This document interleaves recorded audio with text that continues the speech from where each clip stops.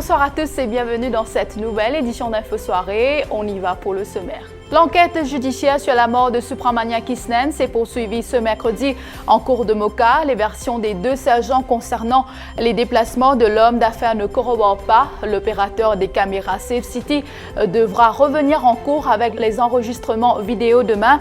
6 témoins étaient à la barre aujourd'hui. Pendant ce temps, un prisonnier a profité d'un moment d'inattention des officiers qui l'escortaient en cour de Moka pour s'échapper. Dans le reste de l'actualité, Ranganaden Padayachi lance un appel à Business Mauritius de regarder la CSG sous ses multiples facettes et non sous un seul angle. Le ministre des Finances qui se dit confiant pour la suite de la bataille légale. Le gouvernement travaille sur une formule pour rebooster le secteur du tourisme. Une annonce du ministre Stephen Obigadou face à la presse cet après-midi. Un salon organisé par Events Plus et la MTPA ce week-end pour promouvoir le tourisme local.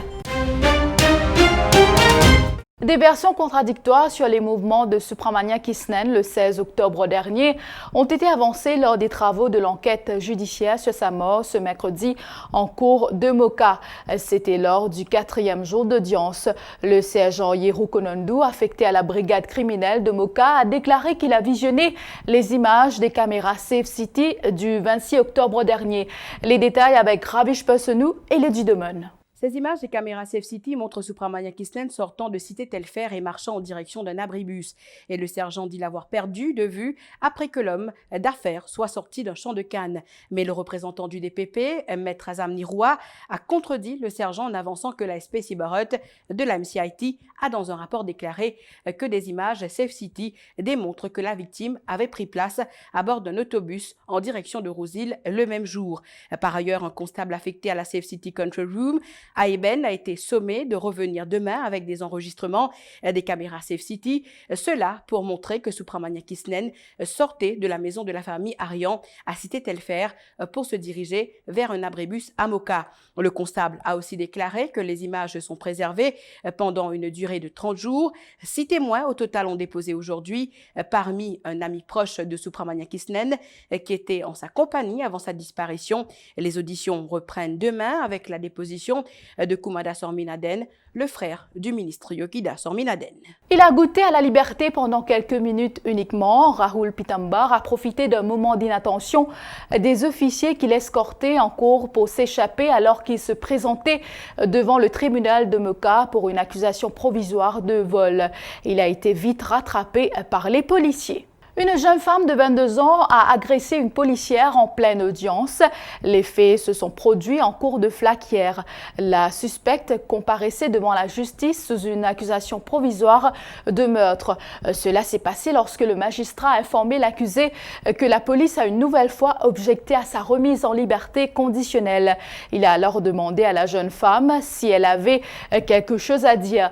C'est là que la suspecte s'est mise à hurler, affirmant que la policière qui l'accompagnait ne l'a pas autorisée à voir son enfant. Elle s'est jetée sur la policière et l'a agressée avec ses sandales. La policière a été blessée aux mains.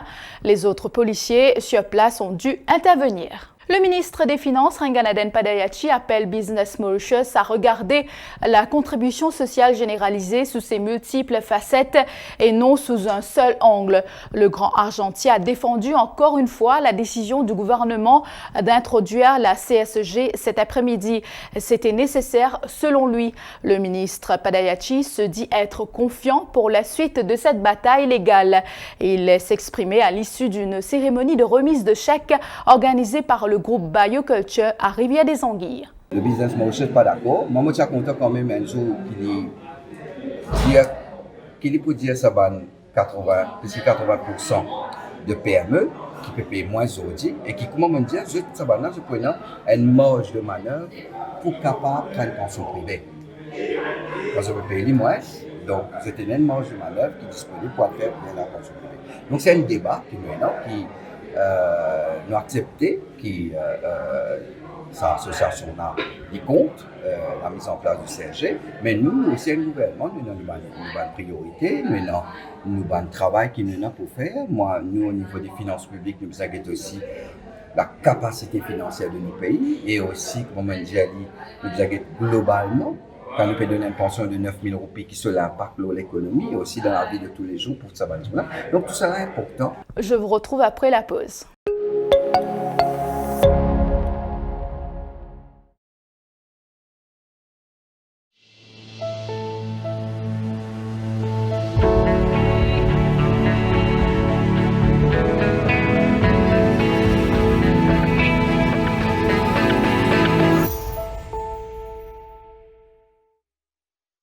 Savemount Music Festival à nous fêter! Vendredi 18 décembre, c'était à 11 à soir, Parking Savemount, Nouvelle-France. Vanessa Matthews, Jazzy Rika, GSB Morning Game, Lara Manissum et le groupe Ravana. Billets à partir de 300 roupies, le ticketbox.mu et dans 24 supermarchés Savemount.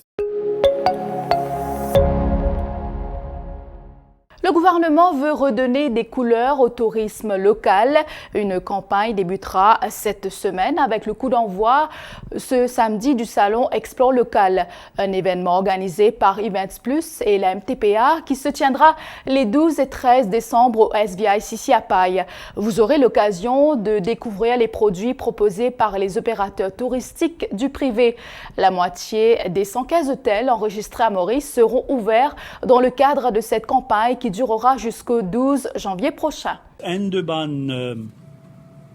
prestataires qui organise ban la foire, peut organise effectivement Events Plus, peut organise la foire Explo local. Donc la MTPA fin offert pour soutenir un opérateur qui généralement pas capable participe dans un salon pour faire li.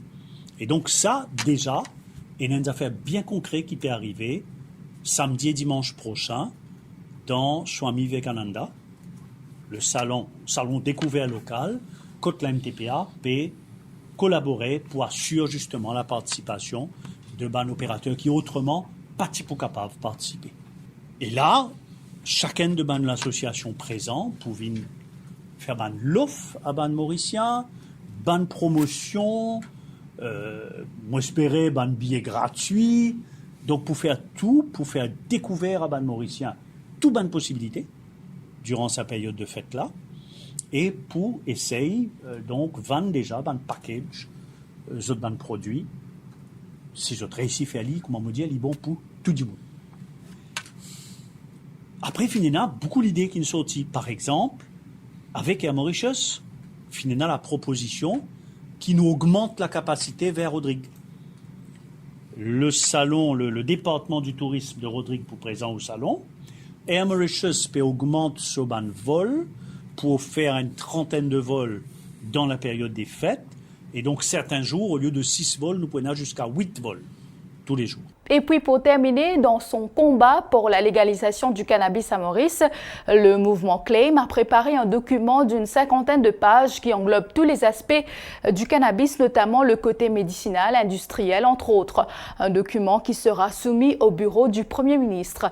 Son porte-parole, Amrish Lechoa, soutient qu'avec la COVID-19, beaucoup de pays ont légalisé le cannabis et Maurice doit emboîter le pas, selon lui. Dossier qui claim qu'il préparait pour soumettre au PMO, il contenait tout un aspect cannabis, médicinal, industriel et bien sûr récréatif. Et nous pouvons soumettre ça pour, comment dire, et surtout avec le confinement, avec le Covid-19 qui détruit l'économie mondiale et qui tout un pays pousse vers le cannabis et que nous ici nous besoin dans ce train-là. Sinon, nous ne pas pour essayer développer un secteur et qui nous peut vivre ici avec blanchiment d'argent, on peut comprendre. Donc nous besoin arrive qui nous réussit de tirer sa tabou là dans nos mentalités et que surtout van décider parce que le cannabis n'est pas un tabou mondial, même dans le vie du monde peut que ça. Nous pouvons causer avec les nous pouvons causer ça ouvertement et aussi il y a un coronage qui synthétique peut faire là qui peut venir un problème sanitaire et un problème de santé publique donc qui fait l'année prochaine ça peut venir vraiment catastrophique. Ce document là il débouche un comité qui peut il y a tout les stakeholders comment dire une ONG qui qui ceux avec sa là qui sont concernés. Donc nous pouvons concert avec tous ces stakeholders, avec les fonctionnaires bien sûr, le gouvernement, et pour nous trouver un framework pour capable réglementer le cannabis dans ces trois aspects-là. Voilà, c'est la fin de cette édition d'Info Soirée. Merci de l'avoir suivi et bonne soirée à tous. L'info en continu sur le www.defimedia.info.